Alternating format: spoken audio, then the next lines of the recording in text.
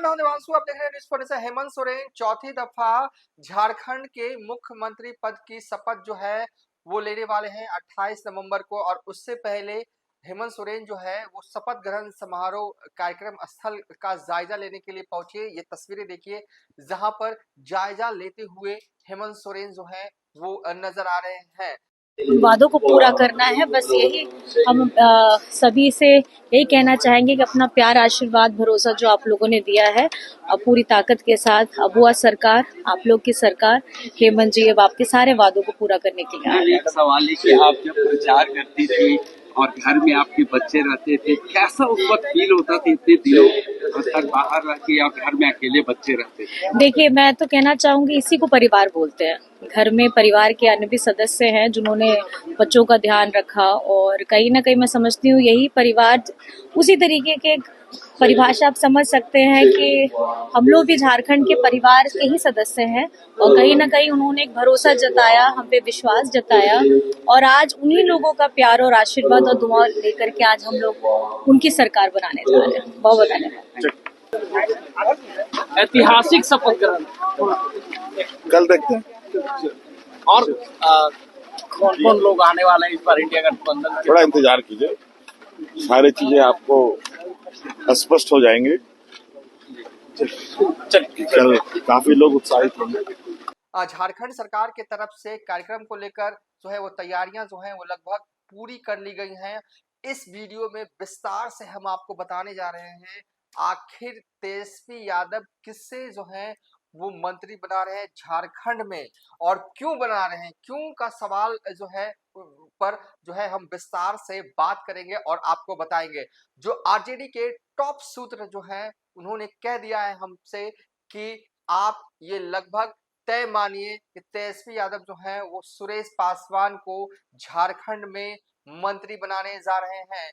बड़ी खबर हम आपको दे रहे हैं कि आरजेडी कोटे से मंत्री बनेंगे सुरेश पासवान, जो कि देवघर से विधायक बने हैं। इस बार सुरेश पासवान आरजेडी के कद्दावर नेताओं में से एक हैं, पुराने नेताओं में से एक हैं, और इस बार बीजेपी के गढ़ में उन्होंने बीजेपी को हराया है। और हराया ही नहीं है, बड़े मार्जिन से जो है वो सुरेश पासवान ने देवघर विधानसभा सीट से जीत दर्ज की है, और इस बार वो मंत्री बनने जा रहे हैं। आरजेडी के टॉप सूत्रों ने ये खबर हमें दी है कि सुरेश पासवान ही जो है आरजेडी कोटे से मंत्री झारखंड में होंगे। इस दफा जो है देवघर विधानसभा चुनाव 2024 में बीजेपी के उम्मीदवार नारायण दास को सुरेश पासवान ने हराया है और करीब 39,721 वोटों से जो है वो सुरेश पासवान ने हराया नहीं है, सियासी रूप से देखें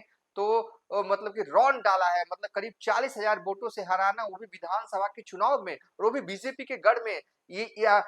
दो लोकसभा चुनाव 2024 में देवघर विधानसभा से बीजेपी वाले 42,000 की लीड पर थे। ये विधानसभा, देवघर विधानसभा जो है वो गोड्डा लोकसभा क्षेत्र के अंतर्गत आता है, और यहाँ से लोकसभा 2024 में निशिकांत दुबे 42,000 के लीड पर थे। और जब चुनाव विधानसभा के होते हैं देवघर में तो सुरेश पासवान बाजी मार लेते हैं, और 40,000 तो खुद उनके जीत का मार्जिन रहता है। और इस बार जो हमारे सूत्र बता रहे हैं, आरजेडी के टॉप सूत्र बता रहे हैं कि सुरेश पासवान को तेजस्वी यादव मंत्री बनाने जा रहे हैं। नाम पटना से रांची भेज दिया गया है। कल शपथ सुरेश पासवान लेते हैं या नहीं लेते, इसको लेकर अभी हम कुछ नहीं कहेंगे। अगर लेंगे तो ठीक, नहीं लेंगे तो जिस दिन मंत्रिमंडल के विस्तार होगा उस दिन ले लेंगे। लेकिन आप ये तय जानिए कि आरजेडी के टॉप सूत्रों ने हमें ये जानकारी दी है कि सुरेश पासवान ही जो है वो मंत्री बनेंगे। इस बार झारखंड विधानसभा चुनाव हुए तो 6 सीटें मिली महागठबंधन में आरजेडी को, और 6 में से 4 सीटें जो हैं आरजेडी जीत जाती है। 4 सीटें कौन? 4 सीटें देवघर, जिसमें कि सुरेश पासवान जो है वो जीतते हैं, गोड्डा जहां से संजय यादव जीतते हैं, हुसैनाबाद जहां से संजय यादव जीतते हैं, वो दूसरे संजय यादव है, कंफ्यूज मत होना। संजय यादव गोड्डा से जीतते हैं और दूसरे संजय यादव हुसैनाबाद से जो है वो जीत दर्ज करते हैं और बिश्रामपुर से नरेश सिंह जीतते हैं। 4 विधायक जीतकर जो है आरजेडी के जीतते हैं इस बार। और 3 नाम जो है वो चल रहे थे कि या तो संजय यादव बनेंगे या तो नरेश पासवान बनेंगे। संजय यादव बनेंगे मंत्री, इसको लेकर तर्क ये दिए जा रहे थे क्योंकि आरजेडी एमवाई की पार्टी है, मौका मिला है तो 22 समाज से जो है एक लोग को बनाया जाएगा। लेकिन फायदा देखा तेजस्वी यादव ने, सोचा मंथन किया कि किसे मंत्री बनाने से आरजेडी का जनाधार बढ़ सकता है, आरजेडी का एक्सपेंशन हो सकता है और इसका फायदा झारखंड ही नहीं बिहार में ही होगा। तो पूरा मैथमेटिक्स जो है वो तेजस्वी यादव ने कैलकुलेट किया और अंततः निर्णय लिया गया है कि सुरेश पासवान जो है आरजेडी कोटे से मंत्री जो हैं वो बनेंगे। हालांकि इसका इशारा जो है वो कल ही मिल गया था लेकिन कंफर्मेशन नहीं हुआ था। देखिए कल रांची में आरजेडी की बहुत ही महत्वपूर्ण मीटिंग होती है जिसमें कि सुरेश पासवान को इस बैठक में नेता विधायक दल जो है वो चुना जाता है और सुरेश पासवान को लालू यादव का करीबी नेता माना जाता है। 2004, 2005, 2009, 2014 तक वो देवघर के विधायक रहे। कब कब वो विधायक रहे वो हम आपको आगे वीडियो में बताएंगे। लेकिन कल ही आरजेडी की बहुत ही महत्वपूर्ण मीटिंग जो है वो रांची में बुलाई जाती है और इस मीटिंग में जो है वो विधायक दल का नेता सुरेश पासवान को बनाया जाता है। विधायक दल का नेता माने कि झारखंड विधानसभा में 4 विधायक हुए तो चारों विधायकों का सरल भाषा में समझे तो चारों विधायक का मॉनिटर कौन, तो वो सुरेश पासवान बनाए गए थे कल की बैठक में। ठीक है, तो कल ये इशारा लगभग ये तय लग रहा था लेकिन आज हमारे सूत्र ने ये कंफर्म कर दिया है कि सुरेश पासवान ही जो है वो मंत्री बनने जा रहे हैं। अब थोड़ा बायोडाटा देख लेते हैं उनका। देवघर में कब कब विधायक रहे और कब कब सुरेश पासवान चुनाव लड़े ये हम आपको बता देते, उसके बाद बताएंगे आखिर वैसा कौन सा कैलकुलेशन जो है वो तेजस्वी यादव ने कर दिया कि सुरेश पासवान को मंत्री बनाने जा रहे हैं और बहुत फायदे में रहेंगे तेजस्वी यादव, ऐसा लग भी रहा है क्योंकि सुरेश पासवान को मंत्री बनाने से फायदा सिर्फ झारखंड तक नहीं होगा, मैसेज पॉजिटिव जो है वो बिहार तक आएगा। कैसे हम सब बताएंगे लेकिन सबसे पहले देख लीजिए कब कब सुरेश पासवान ने देवघर से चुनाव लड़ा, कब कब जीते, कब कब हारे, उसका ग्राफिक्स फायर कर रहे हैं। देखिए सर्वप्रथम 2000 में सुरेश पासवान आरजेडी के टिकट पर चुनाव लड़ते हैं और जीतते हैं। पहली दफा चुनाव लड़ा और देवघर से जीत गए। उसके बाद जो है 2009 में आरजेडी के टिकट पर चुनाव लड़ते हैं और फिर से विधायक बनते हैं सुरेश पासवान और इससे पहले मंत्री भी रह चुके हैं, यानी कि झारखंड मंत्रिमंडल में काम करने का अनुभव भी जो है वो सुरेश पासवान का रहा है। और इस बार फिर एक बार फिर से जो है वो सुरेश पासवान पर तेजस्वी यादव ने भरोसा जताया है। कई लोगों को हमने फोन पर बातचीत भी की, कहा पूछा भी उनसे कि आखिर क्यों सुरेश पासवान को बना रहे हैं। देखिए गोड्डा वाले संजय यादव को भी बना सकते थे, हुसैनाबाद वाले संजय यादव को भी बना सकते थे, दोनों भी नेता महत्वपूर्ण थे। हालांकि तीनों नेता पुराने हैं विश्वसनीय हैं लालू यादव के, लेकिन फिर भी कैलकुलेट किया गया कि किसे मंत्री बनाने से ज्यादा फायदा हो सकता है। तो मुझे लगता है कि इस कैलकुलेशन में सुरेश पासवान का पल्ला भारी रहा, इसलिए सुरेश पासवान को मंत्री बनाया। तो कौन सा वो कैलकुलेशन था, तो सबसे पहले अब हम धीरे धीरे बताएंगे आराम से। ठीक है, सबसे पहले झारखंड विधानसभा में 81 सीटें हैं, ये तो सबको पता है। बहुमत के लिए 41 सीटें चाहिए, ये तो सबको पता है। वो वाला ग्राफिक्स भी चलिए स्क्रीन पर चला देते हैं। अगर मौका मिले तो फोन के में इसको स्क्रीनशॉट रख लीजिए, बहुत काम का है ये ग्राफिक्स। ठीक है, और 2 ही पासवान विधायक जो है इस दफा विधानसभा में पहुंचे हैं जीतकर। एक महागठबंधन से आरजेडी से सुरेश पासवान जीते हैं और दूसरा चतरा से जनार्दन पासवान लोजपा के टिकट पर चुनाव जीते हैं। यानी कि झारखंड विधानसभा में 2 पासवान समाज के विधायक हैं और एक पासवान समाज के विधायक को अगर क्या तेजस्वी यादव मंत्री बनाने जा रहे हैं तो मैसेज बड़ा साफ है कि है मैसेज बड़ा साफ है, पॉजिटिव है। इसके अलावा तेजस्वी यादव ये चाहते थे कि देखिए देवघर से वो विधायक बने और देवघर का इलाका जो है वो अगर बिहार की अगर बात करें तो जमुई लोकसभा क्षेत्र से सटा हुआ है, खासकर चकई विधानसभा सीट से ये विधानसभा जो है वो सटा हुआ है। जैसे ही आप पटना से आप जमुई जाते हैं तो झारखंड के बॉर्डर पे बिहार वाली साइड चकई आता है, जहां से निर्दलीय विधायक है मौजूदा वक्त में सुमित सिंह। और आपको याद होगा कि 2015 की बात करें तो इस सीट को लेकर एनडीए में खूब तनातनी हुई थी जीतन राम मांझी और चिराग पासवान के बीच। पुराने लोग होंगे उनको याद होगा। देखिए जमुई लोकसभा क्षेत्र में 6 विधानसभा जो है वो आते हैं और 6 विधानसभा सीटों पर, इन 6 विधानसभा सीटों पर तेजस्वी यादव की हालत बिल्कुल पतली है। देखिए तारापुर विधानसभा से में जेडीयू के विधायक हैं, शेखपुरा विधानसभा जहां पर आरजेडी के विधायक है, सिकंदरा ऐसी सीट है जहां पर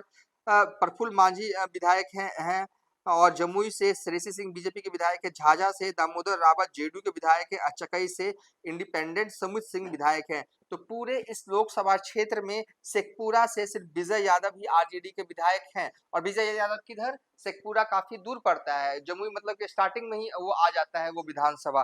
तो कहीं ना कहीं इन इलाकों में तेजस्वी यादव की पकड़ उतनी मजबूत नहीं है। और जिस तरीके से बिहार में ही देखें और बिहार से बाहर भी देखें तो मतलब कि चिराग पासवान जो है वो बड़े नेता के तौर पर दिन ब दिन उभरते हुए जा रहे हैं। मोदी की पसंद तो वो बन ही गए हैं। महाराष्ट्र के ढूले विधानसभा सीट पर जब पीएम मोदी, नरेंद्र मोदी जो है वो कार्यक्रम करते हैं तो वहां पर चिराग पासवान की तस्वीर लगाई जाती है। बीजेपी वाले महाराष्ट्र में चिराग पासवान को प्रचार करने के लिए बुलाते हैं।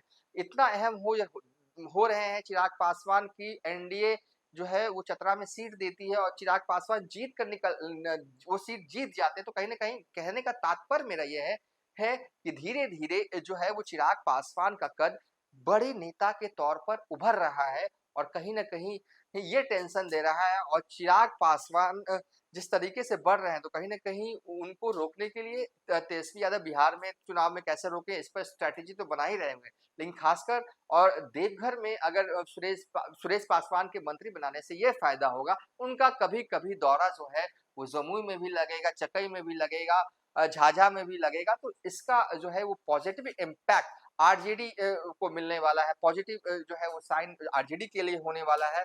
और कहीं ना कहीं ये मैसेज भी निकल रहा है कि तेजस्वी यादव को जब मौका मिला तो उन्होंने पासवान समाज के लोगों को आगे बढ़ाया। ये झारखंड का मैसेज बिहार निकल के आएगा, ठीक है। और बिहार में भी एक तरह से कह सकते हैं पासवान समाज के वोटों की नुमाइंदगी चिराग पासवान करते हैं। कहीं ना कहीं आप ये कह सकते हैं कि चिराग पासवान जिधर चाहे उधर पासवान समाज वोट करता है। यही तो वजह है कि जब 2020 में बिहार में विधानसभा के चुनाव हुए और जिन जिन सीटों पर जेडीयू चुनाव लड़ रही थी उन सीटों पर चिराग पासवान की पार्टी ने चुनाव लड़ा और 38 सीटें जेडीयू हार जाती है। किसके चक्कर में? चिराग पासवान के चक्कर में।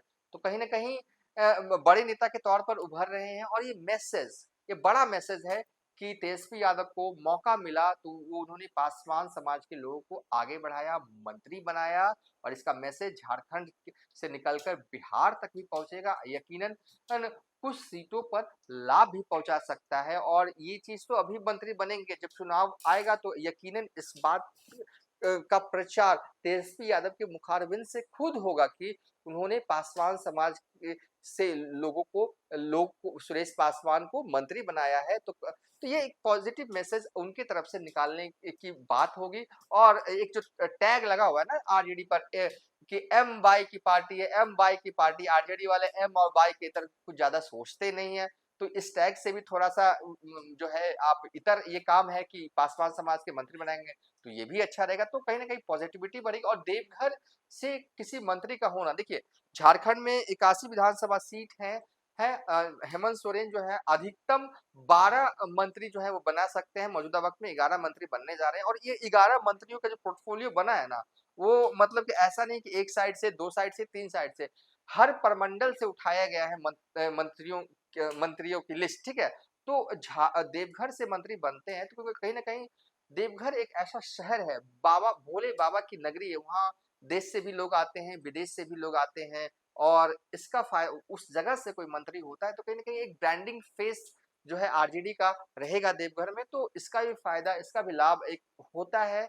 तो कहीं ना कहीं ये कई इसके इतर भी कई और फायदे हैं जो तेजस्वी यादव को होने जा रहा है सुरेश पासवान को मंत्री बनाने से। बहरहाल तेजस्वी यादव की नज़र में 2025 है और वो सीधा देख रहे हैं कि अगर सुरेश पासवान के मंत्री बनाने से अगर उन्हें 4-5 सीटों का भी अगर लाभ हो गया ना, तो ये बहुत है। क्योंकि बिल्कुल जमुई में हाथ जो है एकदम पतली है, एक ही विधायक हैं, शेखपुरा में हुई तो शेखपुरा में बॉर्डर लाइन इलाकों में विधायक नहीं है तेजस्वी यादव के पास। अगर सुरेश पासवान कुछ करिश्मा कर जाए मंत्री बनाने से, कुछ अच्छा इम्पैक्ट, पॉजिटिव इम्पैक्ट एक बॉर्डर लाइन वाले इलाकों में अगर हो जाए, तो ये उनके लिए, उनके पार्टी के लिए अच्छा होगा। तो सुरेश पासवान मंत्री जो हैं वो बनने जा रहे हैं।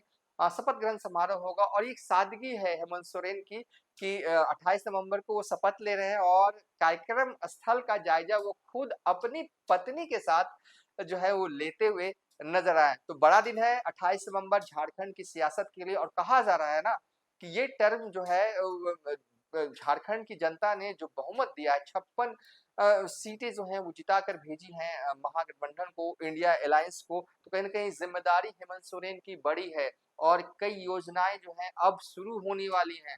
मैया सम्मान योजना के बाद भैया सम्मान योजना की भी शुरुआत जो है वो जल्द हो जाएगी। तो इस वीडियो को यहीं पर बाइंड अप कर रहे हैं। इस वीडियो में हमने आपको बताया कि सुरेश पासवान आरजेडी कोटे से मंत्री जो है वो बन रहे हैं, क्यों बन रहे हैं, क्या है फायदा उनके मंत्री बनाने से, ये हमने विस्तार से बताया। वीडियो अच्छा लगा तो लाइक कर दीजिएगा, अगर नहीं अच्छा लगा तो कोई बात नहीं।